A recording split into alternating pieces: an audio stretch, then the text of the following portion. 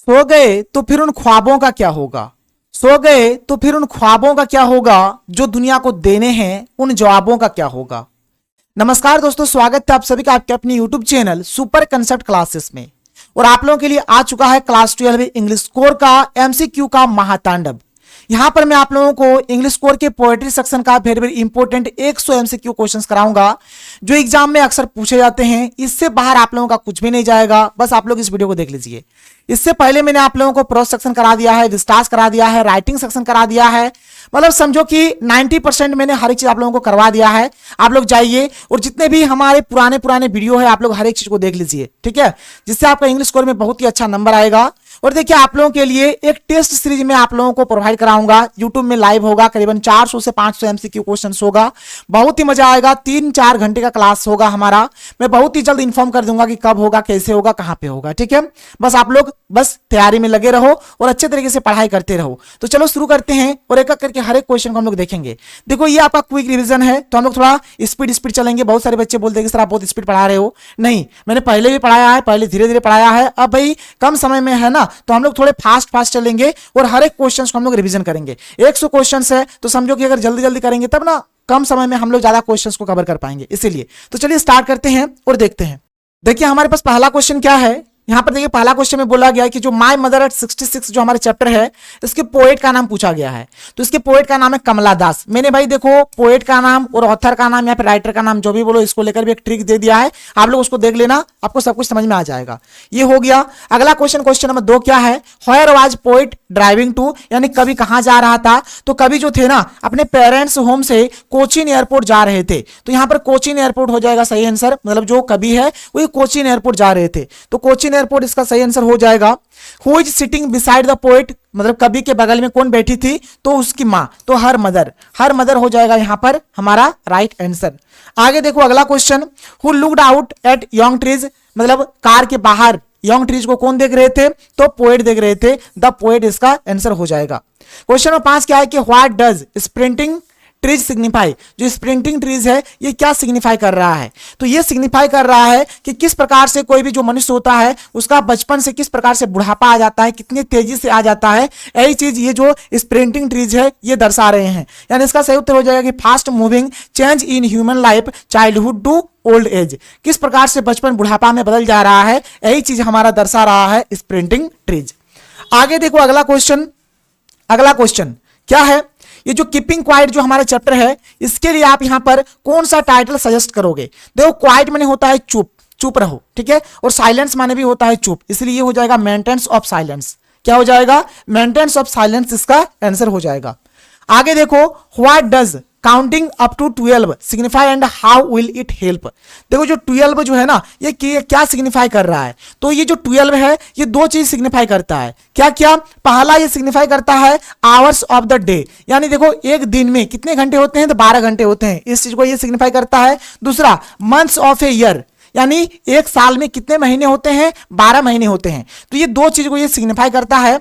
और ये मतलब क्या है, हाउ विल इट हेल्प, ये किस प्रकार मदद करते हैं, ठीक है, ये मदद करते हैं। It will help to create peace and harmony, ये पीस क्रिएट करते हैं और सद्भाव हार्मोनी, ठीक है, हार्मोनी क्रिएट करते हैं, इसलिए इसका सही उत्तर हो जाएगा ऑप्शन नंबर डी हो जाएगा। ऑल यहां पर इसका सही आंसर हो जाएगा। आगे देखो अगला question, what is Pablo Neruda's pen name, तो पेब्लो नेरुदा का जो पेन नेम है क्या है, पेब्लो नेरुदा ही है।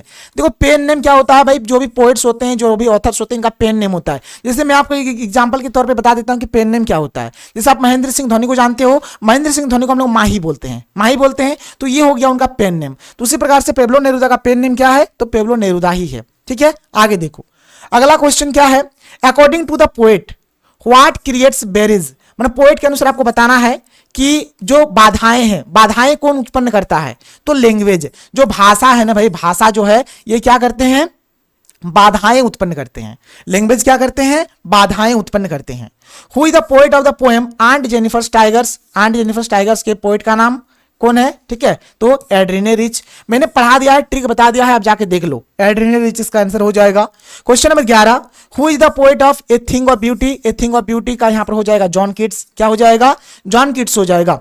आगे देखो अगला क्वेश्चन क्या है कि what kind of A poet was John Keats, John Keats किस प्रकार के कवि है, तो ये एक रोमांटिक कवि है, ठीक है, ये रोमांटिक हो जाएगा इसका हमारा राइट आंसर। आगे देखो क्या है कि from where has this poem a thing of beauty been taken, ये जो आप पोएम देख पा रहे हो थिंग ऑफ ब्यूटी, इसको कहां से लिया गया है, तो इसको लिया गया है, ठीक है, एक जॉन किट्स का ही मतलब एक है, क्या है, इसका नाम है इंडिमियन ए पोएटिक रोमांस, इससे लिया गया है, इंडिमियन ए पोएटिक रोमांस, माने इसका ही एक लेख है, जॉन किट्स का ही एक लेख है जिसका नाम है इंडिमियन ए पोएटिक रोमांस, यहीं से लिया गया है ए थिंग ऑफ ब्यूटी को, ए थिंग ऑफ ब्यूटी को यहीं से लिया गया है। आगे देखो अगला क्वेश्चन, हु इज इंडिमियन, इंडिमियन कौन है, तो इंडिमियन है भाई एक यंग शेफर्ड, यानी एक युवा चारवाहा जो है वही हमारा क्या है, इंडिमियन है, और इसी पर ये पूरा पूरी बेस्ड कहानी था। आगे देखो What are the things of beauty mentioned in the poem, इस पोएम में थिंग ऑफ ब्यूटी किसको किसको बोला गया है, थिंग ऑफ ब्यूटी में किसको किसको मेंशन किया गया है, तो सन और मून को, यंग ट्रीज को, स्ट्रीम्स को, फ्लावर्स को, तो ऑल ऑफ दीज हो जाएगा इसका आंसर, क्या हो जाएगा, ऑल ऑफ दीज हमारा राइट आंसर होगा। आगे देखो which things cause suffering to human beings, मतलब वो कौन सी चीजें हैं जो इंसान को दुख पहुंचाती है, ठीक है, तो कौन सी चीजें हैं, तो lack of virtuous and inhuman acts, यानी सद्गुणों का अभाव और अमानवीय काम, मतलब जिसमें सद्गुण नहीं है, जिसमें सद्भाव नहीं है, जिसमें किसी को लेकर कोई दया माया नहीं है, ठीक है, और जो अमानवीय काम है, जो मनुष्य को नहीं करना चाहिए, ये सब जो चीज है ये इंसान को क्या करते हैं, दुख पहुंचाते हैं, क्या करते हैं, दुख पहुंचाते हैं। आगे देखो अगला question, how is a thing of beauty Joy for ever, जो थिंग ऑफ ब्यूटी है, जो थिंग ऑफ ब्यूटी है ये मतलब क्या बोल रहे कि सौंदर्य की वस्तु सदैव क्या होती है, आनंदमय कैसे रहती है, सदैव वहां से हमें खुशी खुशी मिलेगा। आप एक चीज गौर करो, जो फ्लावर्स है भाई, जो भी फ्लावर्स है, फूल है, आप फूल्स को देखो, कभी भी देखो, कहीं भी देखो, एक गजब टाइप का सुंदरता दिखेगा आपको, मतलब एक आपका जो दिल है ना, एकदम दिल भी आपका फूल फूल गार्डन गार्डन हो जाएगा, बाग बाग हो जाएगा, खुश हो जाएगा। आप कोई चल जाओ, कहीं पे झरना है, कोई पार्क में चले जाओ, कोई नदी में चले जाओ, भाई एक अजीब टाइप का आपको मतलब अंदर से पीस महसूस होगा, एक आनंद मिलेगा। तो ये हमेशा क्यों मतलब ये आनंद ही देते रहते हैं, इसीलिए क्योंकि because its beauty never ends, क्योंकि इसका जो सुंदरता है ना कभी भी खत्म नहीं होगा। And lives a lasting impact, और ये मतलब एक गहरा प्रभाव छोड़ती है, एक इम्पैक्ट करती है हमारे मन को, हमारे दिल को, हृदय को। आगे देखो what does the poet notice in the outside world, जो पोएट है वह कार के बाहर क्या देख रहे हैं, क्या नोटिस कर रहे हैं बाहर संसार में, तो ये स्प्लेंडिंग ट्रीज देख रहे हैं, और बहुत सारे बच्चे जो हंसते हंसते खेलते खेलते जा रहे हैं उस चीज को ये देखते हैं। आगे देखो अगला है, इसका मैं आंसर बता दूं, यहाँ पर स्प्लेंडिंग ट्रीज एंड मेरी चिल्ड्रंस रनिंग आउट, ये हो जाएगा इसका answer.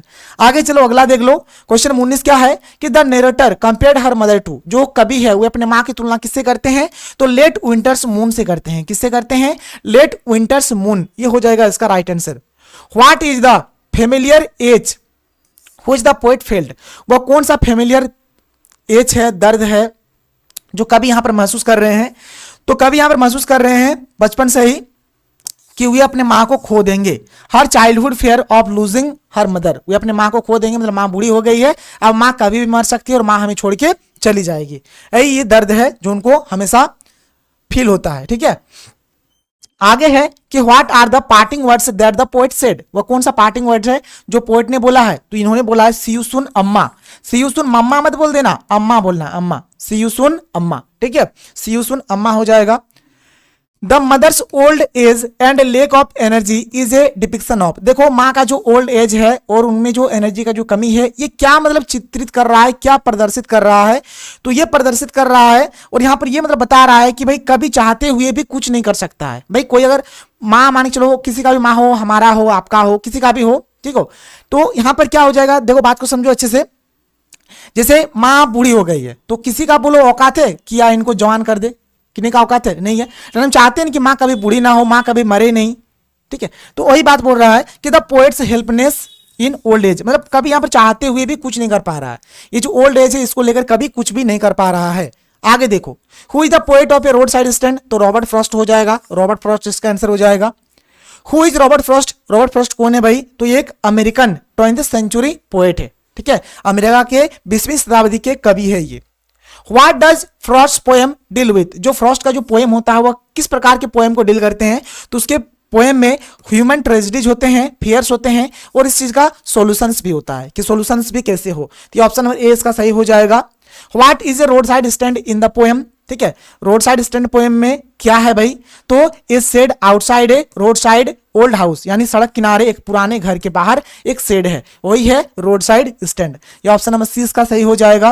What is being sold on road side stand, road side stand में क्या क्या बेचा जा रहा था, तो उसमें बेचा जा रहा था वाइल्ड बेरीज यानी कि जंगली जामुन, गोल्डन स्क्वेस यानी कि गोल्डन स्क्वेस इसको बोलो, and some other similar products, ये सब चीज वहां पर बेचे जा रहे थे। ऑप्शन नंबर डी इसका हमारा सही हो जाएगा।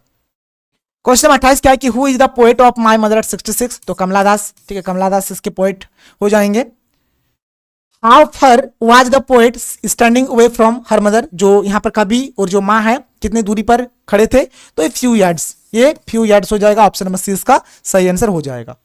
What did the poet see outside the window, कवि खिड़की के बाहर क्या देख रहे थे, तो यंग स्प्रिंटिंग ट्रीज देख रहे थे, तो यंग ट्रीज हो जाएगा यहाँ पर इसका आंसर।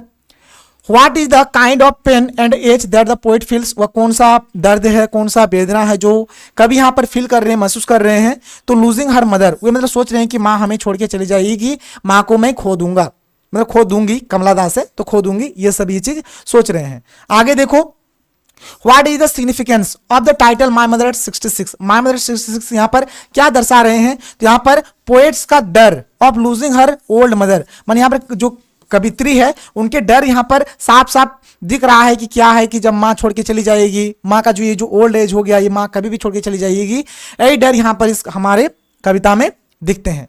आगे देखो क्या है, who made road side stand and where, road side stand को किसने बनाया था और कहाँ बनाया था, तो the poor rural people made in the village, मतलब जो भी गांव के जो गरीब लोग थे ना, उन लोग ही बनाए थे अपने गांव में, अपने विलेज में, ठीक है, ये हो जाएगा ऑप्शन नंबर डी इसका हमारा सही आंसर हो जाएगा। आगे देखो अगला क्वेश्चन कि why did the house owner put up a new shed, यानी मकान मालिक ने नया शेड क्यों बनवाया, इसलिए बनाया ताकि कुछ पैसा कमाया जाए, टू अर्न सम मनी, क्या हो जाएगा, टू अर्न सम मनी इसका आंसर हो जाएगा। आगे देख लो, हु आर द ग्रीडी गुडवर्ड्स, यानी लालची हितैषी कौन है, तो जो शहर के जो लोग हैं ना, शहरी लोग, क्योंकि ये भाई जो शहरी लोग होते हैं बहुत ज्यादा सेल्फिश होते हैं, अपने हमेशा खुद का ही सोचते हैं, इसलिए यहाँ पर इनको क्या बोला गया है, लालची हितैषी, ठीक है, ग्रीडी गुडवर्ड्स बोला गया है, यानी द पॉलिश्ड सिटी फोक, ठीक है, यानी पुलिस मारने वाले जो शहरी लोग होते हैं ना, जो पुलिस मारने वाले जो शहरी लोग होते हैं, बात बात में बोलेंगे, कुछ भी कर देंगे, ठीक है, बट कुछ नहीं, हमेशा खुद का देखते हैं, बहुत ही सेल्फिश होते हैं, तो ये ऑप्शन नंबर डी इसका सही हो जाएगा। आगे देखो, हु आर द पिटीफुल किन इन द पोएम, पिटीफुल किन किसको बोला गया है, तो यहां पर the poor rural folk and farmers, जो भी गरीब लोग है, जो है जो गरीब ग्रामीण लोग है और जो किसान है, उनको पिटीफुल किन बोला गया है, क्या बोला गया है, पिटीफुल किन बोला गया है। आगे देख लो, who are beasts of prey in the poem, कविता में शिकारी जानवर कौन है, तो जो शहरी लोग है, द सिटी फॉक, ठीक है, द सिटी फॉक, इन लोग को क्या बोला गया है, शिकारी जानवर बोला गया है, ठीक है, ये हो जाएगा इसका आंसर। आगे देखो, the image of merry children has been what out by the narrator in order to, देखो यहां पर क्या होता है, मतलब कवि के सामने एक यहाँ पर चेहरा बनता है, ये जो मेरी चिल्ड्रन से जो हंसते हंसते जो मतलब बच्चे हैं, इसका चेहरा बन जाता है, ठीक है, तो ये जो चेहरा इसके सामने आता है, इसके बारे में बताना है, तो यहाँ पर ये क्या दर्शा रहा है, ये so energy and exuberance of young children, भाई देखो जो छोटे छोटे बच्चे होते हैं उनमें बहुत ज्यादा जोश होता है, बहुत ज्यादा जोश होता है, बस वही सब चीज यहाँ पर दिख रहा है कि छोटे बच्चे की ऊर्जा और उत्साह दिखाएं, ठीक है, छोटे बच्चों की ऊर्जा और उत्साह दिखाएं, ये हो जाएगा इसका answer. The narrator is only using her smile to, जो नरेटर है वो स्माइल क्यों कर रहे हैं, तो अपने अंदर के दर्द को छुपाने के लिए, कवर अप हर पेन, अपने दर्द को छुपाने के लिए ये क्या कर रहे हैं, स्माइल कर रहे हैं। आगे देखो, smile and smile and smile is, देखो भाई ये जो आपका जो पोएटिक डिवाइस होता है, यहां से क्वेश्चन आएगा, देखो स्माइल स्माइल स्माइल रिपीट हो रहा है, एंड रिपीट हो रहा है, जब भी कोई भी वर्ड्स बार बार रिपीट हो तो उसमें एलिट्रेशन होता है, क्या होता है, एलिट्रेशन होता है, याद रखना। Children spilling out is then, इसमें क्या होगा, मेटाफोर होगा, मैं आपको बहुत जल्दी ट्रिक बता दूंगा, टेंशन मत लो, बस अभी देख लो, मेटाफोर हो गया। ट्रीज स्प्रिंटिंग, इसमें हो गया पर्सोनिफिकेशन, क्या हो जाएगा, पर्सोनिफिकेशन इसमें हो गया। आगे देखो, what do the running tree signify, ये तो मैंने बता ही दिया कि fast moving change in human life childhood to old age, ये हो जाएगा इसका answer. What did the poet realise with pain, ठीक है, क्यों मतलब कवि यहां पर पेन महसूस कर रहे हैं, इसलिए पेन महसूस कर रहे हैं क्योंकि जब वो अपने माँ के चेहरे को देखते हैं तो लगता है कि एक मरा हुआ चेहरा है, एक मृतक का चेहरा है, ठीक है। Her mother's appearance like a crops, यानी जिससे जो मुर्दा होता है ना, मुर्दा का चेहरा जिस प्रकार से दिखता है पीला टाइप का, उसी प्रकार से माँ का भी यहाँ पर चेहरा दिख रहा है। आगे देखो, what does essence face signify. Essence face क्या सिग्निफाई कर रहा है कि pale and lifeless face of poets mother, मतलब चेहरा फीका हो गया है, अब उस चेहरा में मतलब लाइफ ही नहीं है, लाइफलेस है, ठीक है, lifeless face of poets mother. तो ये हो जाएगा ऑप्शन नंबर सी, इसका राइट आंसर हो जाएगा। आगे देखो, what is destroying the environment. यहाँ पर इन्वायरमेंट को कौन डिस्ट्रॉय कर रहा है, कौन नष्ट कर रहा है, तो जो भी हमारे अनथॉटफुल एक्शन जो है, जो वायलेंट एक्शंस है, जो स्पीकिंग विदाउट थिंकिंग, मतलब देखो जब भी कोई भी चीज बोलने से पहले सोच लेना चाहिए, मतलब बिना सोचे कोई भी चीज नहीं बोलना चाहिए। एक तो ये हो गया, एक वायलेंट एक्शंस हो गया और एक अनथॉटफुल एक्शंस हो गया, यानी ऑल हो जाएगा। ऑप्शन नंबर डी इसका हमारा राइट आंसर हो जाएगा। आगे देखो क्या है कि व्हाट डज नंबर 12 रिप्रेजेंट। मैंने आपको पहले ही बताया है कि ये आवर्स ऑफ द डे और मंथ्स ऑफ ए ईयर, इसको सिग्निफाई करता है। ऑप्शन नंबर ए इसका सही हो जाएगा। Not move our arms, what does this expression refer to. ये मतलब बोलता है कि sitting still without moving weapons, मतलब एकदम स्थिर बैठे रहो बिना हथियार को हिलाए, मतलब हथियार यहां पर हिलाना नहीं है। ऑप्शन नंबर डी यहां पर इसका सही हो जाएगा। क्या what does the poet want people to do for 1 second. कभी यहां पर 1 सेकेंड के लिए क्या बोलते हैं, क्या करने के लिए बोलते हैं, तो बोलते हैं 1 सेकेंड के लिए साइलेंट हो जाओ और मोशनलेस हो जाओ, मतलब साइलेंट हो जाओ और एकदम स्थिर हो जाओ ऐसे, ठीक है, ये चीज यहां पर बोलते हैं। ऑप्शन नंबर डी हो जाएगा इसका आंसर। चलिए 50 का एक बार ताली हो जाए, 50। आगे देखो क्या है कि what is the poet expecting from fisherman. जो कभी है वो फिशरमैन से क्या एक्सपेक्ट करते हैं, तो वो बोलते हैं कि भाई तुम पहले सोचो, ये सोचो कि आज तक तुमने कितने सारे मछलियों को मारा है, ठीक है, और मछली मारना बंद करो। बोला कि to think and stop harming the fish, बोला कि सोचो कि आज तक तुमने कितने मछलियों को मारा है और अब मछली मारना बंद करो, मछलियों को मारना बंद करो, ये चीज बोलते हैं। आगे देखो, does aunt Jennifer's need sympathy. क्या आंट जेनिफर्स को सिंपैथी चाहिए? नहीं भाई, इनको सिंपैथी नहीं चाहिए, बल्कि ये प्रशंसा की हकदार है, इनका प्रशंसा किया जाना चाहिए। तो नो मोर देन सिंपैथी, सी डिजर्व्स प्राइज, ठीक है, तो इनको प्रशंसा का जरूरत है भाई, प्रशंसा इसका करना चाहिए। What is the wedding band. Wedding band क्या है, तो marriage between uncle and aunt, जो मैरिज जो है हुआ है ना अंकल और आंट के बीच, वही है हमारा वेडिंग बैंड। क्या है? Wedding band. कोई दिक्कत नहीं है। आगे देखो, what did marriage bring for Jennifer. Jennifer के लिए शादी क्या लेकर आई। जेनिफर शादी से पहले भाई बहुत अच्छी थी, बहुत खुश थी, क्योंकि कुछ भी उसको रोक टोक नहीं करने वाला कोई नहीं था, मतलब वो उनको फ्रीडम था। बट जैसे शादी हो जाता है उनको फ्रीडम नहीं मिलता है, तो उसने अपने फ्रीडम को खो दिया। तो क्या होगा? Loss of freedom and burden as if she has put on a heavy band, मतलब एक तो भाई फ्रीडम को उन्होंने खो दिया और उनको घर परिवार का बहुत ज्यादा बर्डन मिल गया, बहुत ज्यादा प्रेशर मिल गया, ठीक है, तो ये ऑप्शन नंबर सी इसका सही आंसर होगा। What is the message of the poem. ठीक है, मैसेज क्या है एक्चुअल में, ये जो कहानी है, what is the message of the poem, यहां पर थोड़ा और बढ़ा देना आप लोग, thing of beauty, thing of beauty, मतलब यहां पर आपको बताना है कि जो थिंग ऑफ ब्यूटी जो आपका पोएम है उसका क्या मैसेज है। तो उसका मैसेज है कि ब्यूटी नेवर फेड्स, माने जो ब्यूटी है भाई वो कभी भी फीका नहीं पड़ती है, वो कभी भी फीकी नहीं पड़ती है। ब्यूटी लिफ्ट्स स्प्रिंटिंग हाई, जो ब्यूटी है ना, ये जो उत्साह है इसको और ऊपर उठा देते हैं। Beauty is a joy for ever, सुंदरता हमेशा के लिए एक आनंद है। तो यहां पर option number D all of these इसका बिल्कुल हमारा राइट आंसर हो जाएगा, ऑल ऑफ दीज इसका सही हो जाएगा। What does a thing of beauty do for us, जो थिंग ऑफ ब्यूटी हमारे लिए क्या करते हैं, तो ये हमें आशा देते हैं, gives hope, gives happiness, remove pain and suffering, मतलब ये हमें आशा देते हैं, ये हमें खुशी देते हैं, हमारे अंदर का जो भी दुख है, दर्द है, ठीक है, इसको दूर करते हैं। तो ऑल ऑफ दीज इसका हमारा आंसर हो जाएगा। आगे देख लो, what is the endless fountain and what is its effect. तो इंडलेस फाउंटेन क्या है और इसका इफेक्ट क्या है, तो ये thing of beauty is endless fountain, जो थिंग ऑफ ब्यूटी है ये हमारा क्या है, इंडलेस फाउंटेन है, और ये हमें हैप्पीनेस देते हैं, ये हमें खुशी देते हैं, क्या है, एंड इट गिव्स हैप्पीनेस, ये हो जाएगा इसका राइट आंसर। आगे चलो, what is the concept of beauty, beauty का कंसेप्ट क्या है, ब्यूटी का कंसेप्ट है कि ये quality which always gives happiness, beauty का कंसेप्ट है कि वो हमेशा हमें क्या करेंगे, खुशी ही खुशी देंगे, इसके अलावा कुछ नहीं देंगे। तो ये ऑप्शन नंबर डी इसका सही हो जाएगा। Who said that thing of beauty is a joy for ever? कौन बोलते हैं कि थिंग ऑफ ब्यूटी क्या है? हमेशा के लिए आनंद ही आनंद है। तो ये जॉन किट्स बोलते हैं। कौन बोलते हैं? जॉन किट्स बोलते हैं। भाई ऑथर ही तो बोलेंगे ना, तो ऑथर बोलते हैं, जॉन किट्स बोलते हैं। आगे देखो, what is a bore? Bore क्या है? तो एक सेडी ट्री है। हाँ, एक सेडी ट्री है, एक छायादार वृक्ष है, ये सेडी ट्री। ये इंपॉर्टेंट कर लेना इसको। आगे देखो, what are the different kinds of wars mentioned in the poem keeping quiet? Keeping quiet में किस प्रकार के वार्स, युद्ध के बारे में बातचीत हुआ है? तो इसमें बातचीत हुआ है मानवता के विरुद्ध जो लड़ाई है, वार against humanity, war against nature, war with gases and fire. तो ये सब चीज के बारे में जिक्र हुआ है। तो ऑल ऑफ दीज हमारा इसका सही आंसर हो जाएगा। आगे देखो अगला question, what can human beings learn from nature? हमें नेचर से क्या सीखना चाहिए? मनुष्यों को नेचर से क्या सीखना चाहिए? तो वर्किंग विथ साइलेंस, काम करो लेकिन साइलेंस रखे, ज्यादा हल्ला गुल्ला नहीं, ठीक है, वर्किंग विथ साइलेंस। आगे देखो, man needs to learn a lesson from? आदमी को किससे लेसन सीखना चाहिए? तो अर्थ से, पृथ्वी से सीखना चाहिए। किससे सीखना चाहिए? पृथ्वी से सीखना चाहिए। आगे देखो, आगे क्या है? आगे है कि according to the poet wars that are क्या है? Fought have no. तो यहां पर क्या होगा? देखो, कभी भी कोई लड़ाई होता है, लड़ाई में भाई कोई भी जीवित क्या होता है? जीवित नहीं बचता है। कभी भी अगर लड़ाई होगा, युद्ध होगा, उसमें कभी भी कोई जीवित बचेगा? नहीं बचेगा, जीवित नहीं बचता है। तो यहां पर हो जाएगा सर्वाइवर्स, ठीक है, बचता। ये हो जाएगा हमारा इसका आंसर। आगे देखो, which words depict the dominant and arrogant attitude of the wild animal in the poem? तो देखो यहां पर इसका आंसर ये हो जाएगा डेनिजेंट्स एंड चैवलरिक, ठीक है, ये हो जाएगा इसका हमारा answer.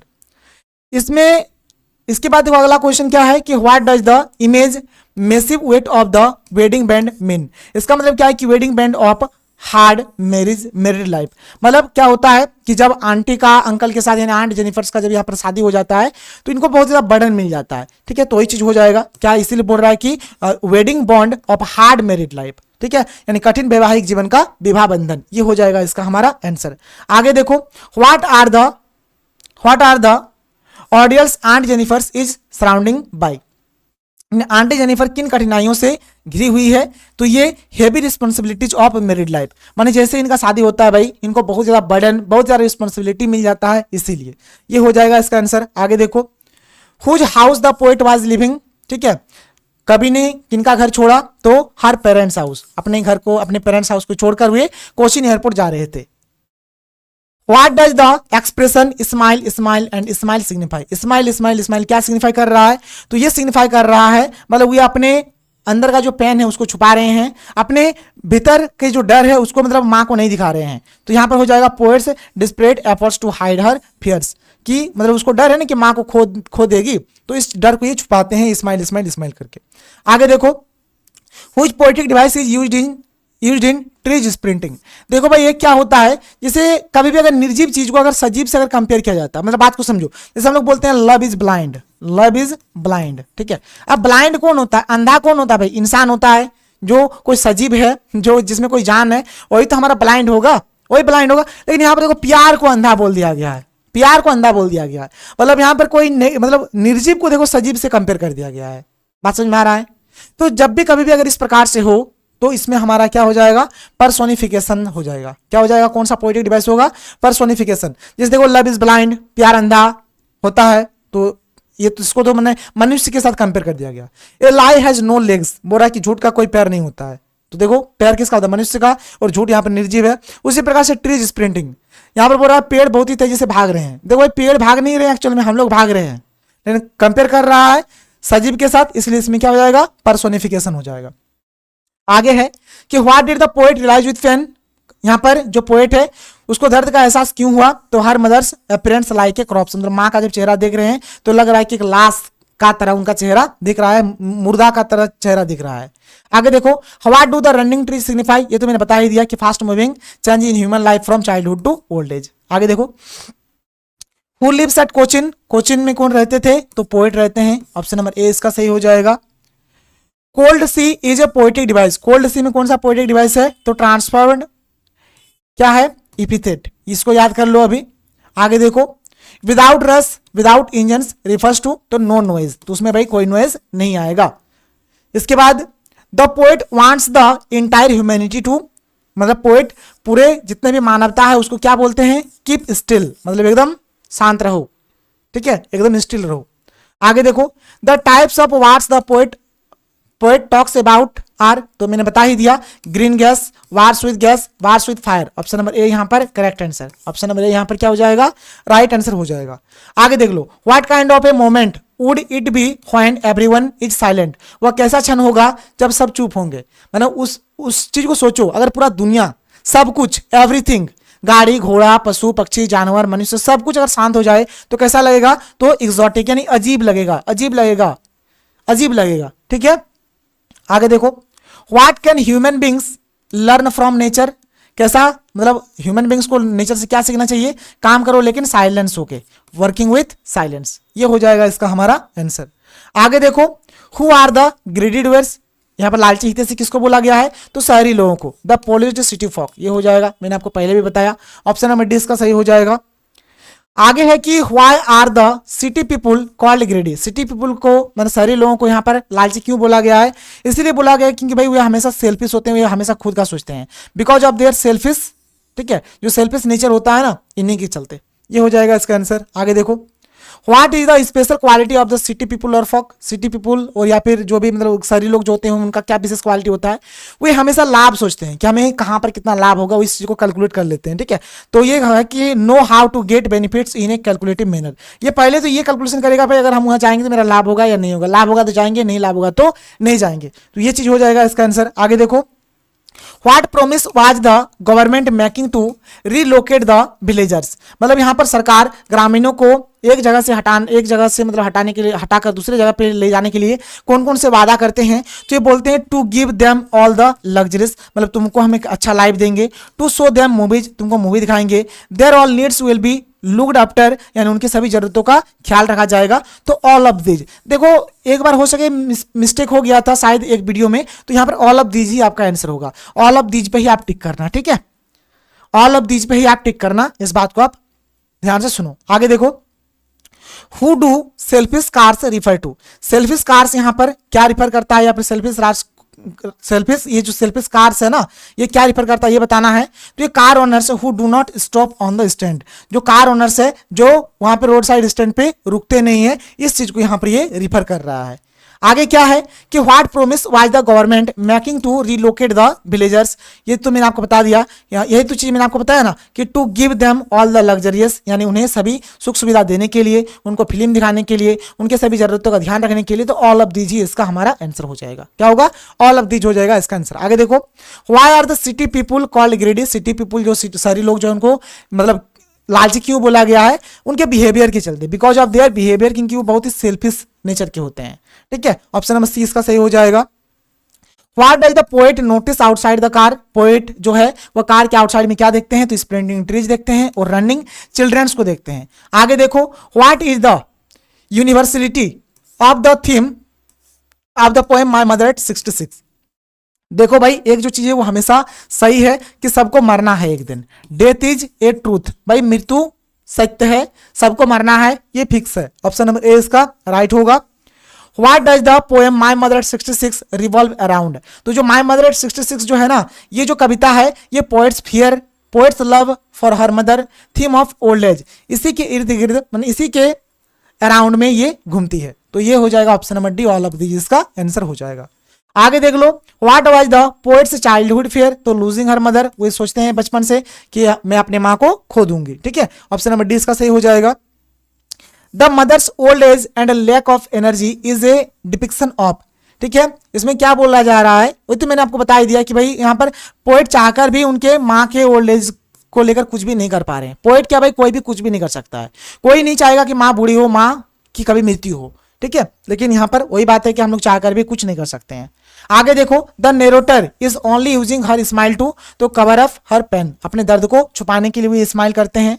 C said to her mother, वे अपने माँ से क्या बोलते हैं, तो सी यू सुन अम्मा, क्या बोलते हैं, सी you soon Amma. When the narrator looked at her mother again she felt a pang of, यानी जब नेरेटर ने फिर से अपनी माँ की ओर देखा तो उसे एक पीड़ा महसूस हुई। कैसा पीड़ा, तो एक परिचित दर्द, जो हमेशा से वे झेल रहे हैं, बचपन से ही झेल रहे हैं, हर फेमिलियर एज, ये हो जाएगा इसका सही आंसर। आगे देखो, the narrator again compare her mother to, तो लेट विंटर्स मून के साथ यहां पर तुलना करते हैं, ये हो जाएगा। आगे देखो, व्हाट डज मोरो मीन, मोरो मतलब होता है यहां पर द नेक्स्ट डे, मोरो मतलब क्या हो जाएगा, द नेक्स्ट डे हो जाएगा। Of all the unhealthy means, इसका मतलब हो जाएगा इल हेल्थ, मतलब बीमार हेल्थ, ठीक है। आगे देखो, आगे है according to the poet a thing of beauty is, क्या है, ए जॉय फॉर एवर, ठीक है, मतलब जो हमेशा हमको क्या करते हैं, आनंद ही आनंद देते हैं, खुशी ही खुशी देते हैं। What is the meaning of gloomy, gloomy का मतलब हो जाएगा डल एंड डिप्रेसिव, ग्लोमी मतलब क्या हो जाएगा, डल और डिप्रेसिव हो जाएगा इसका answer. Immortal drink of the endless fountain is a reference to, तो ये रेफरेंस कर रहा है the continuous flow of scad of और होली वाटर, यानी पवित्र या पवित्र जल का निरंतर प्रवाह, यही दर्शा रहा है immortal drink of the endless fountain, ठीक है। माने ऐसा नदी, मतलब नदी बोलो ऐसे पवित्र या फिर पवित्र जल का निरंतर प्रवाह, इस चीज को क्या बोलेंगे, immortal drink of the endless fountain. आगे देखो, आगे हमारा क्या है कि व्हाट डज डिस्पोंडेंट्स मीन्स, डिस्पोंडेंट्स मीन्स क्या हो जाएगा, इसका हो जाएगा डिसअपॉइंटमेंट, क्या हो जाएगा, डिसअपॉइंटमेंट। तो ये रहा हमारा क्वेश्चन नंबर 99, कोई दिक्कत नहीं है। अब देखिए आपके पास जो 100वां वाला जो प्रश्न है क्या है, अच्छे से आप देख लो यहाँ पे, क्वेश्चन नंबर 100। देखिए क्वेश्चन नंबर 100 आप लोगों के लिए है, आप लोग नीचे कमेंट सेक्शन पे कमेंट करके आंसर देना। आप लोग अभी इंग्लिश स्कोर में कितना नंबर लाने का टारगेट रखते हो, इंग्लिश स्कोर में आपका टारगेट क्या है, आप कितना नंबर अभी लाने का सोच के रखे हो, इस चीज को आप लोग कमेंट सेक्शन पे कमेंट करके बताओ। और यही है आपका 100वां वाला क्वेश्चन, ठीक है। तो चलो ये रहा हमारा आज का वीडियो, तो हम लोग मिलते हैं अगले वीडियो में। थैंक यू, जय हिंद।